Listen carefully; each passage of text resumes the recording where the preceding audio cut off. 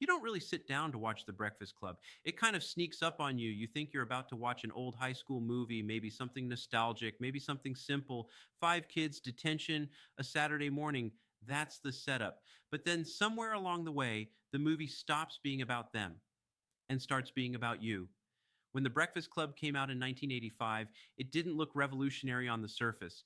No explosions, no epic soundtrack moments, no big plot twists, just a library, a handful of teenagers, and a lot of talking.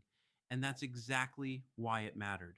Because movies at the time didn't usually trust young people to just sit with feelings. This one did. Before this movie, teenagers in films were usually types, not people. The jock, the nerd, the princess, the criminal, the basket case. You were expected to pick one and stay there, but The Breakfast Club didn't just show those labels, it questioned them. It peeled them back slowly, patiently, and sometimes uncomfortably. For my generation, this movie felt different immediately. It didn't talk down to us. It didn't treat teenage problems like a phase you'd laugh about later. It treated them like real weight, real pressure, real pain. It acknowledged that even at that age, people are already carrying expectations they didn't choose. What made the movie powerful wasn't that these kids were different, it was that they were trapped. Trapped by parents, trapped by schools, trapped by social rules, trapped by who everyone else decided they were supposed to be. And for a lot of young people watching, that felt painfully familiar. The library became a pressure cooker. One room, one day, nowhere to hide. And as the hours passed, the masks started slipping. The tough kid admitted fear. The popular kid admitted loneliness. The smart kid admitted crushing pressure. The athlete admitted he didn't know who he was without expectations.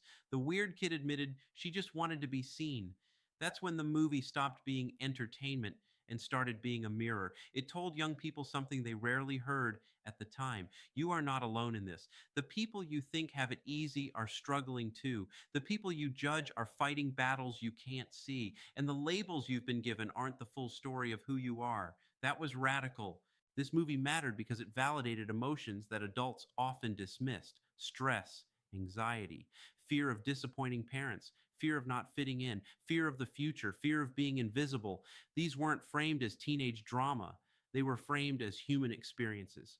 And the adults in the film weren't villains in the traditional sense. They weren't monsters. They were distant, unreachable, misunderstanding, which made it feel even more real. Because for many kids, that's exactly what authority felt like.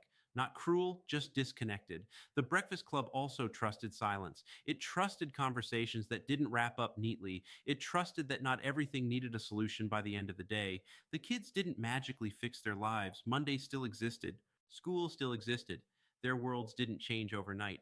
But something inside them did. They saw each other differently, and more importantly, they saw themselves differently.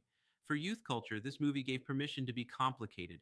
You didn't have to fit perfectly into one box. You could be strong and scared, confident and insecure, popular and lonely, smart and overwhelmed. That complexity wasn't weakness, it was reality. It also quietly challenged the idea that adulthood automatically meant understanding.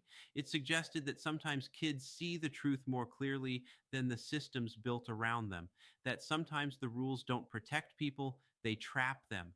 That's why this movie lingered. It didn't end when the credits rolled. People carried it with them.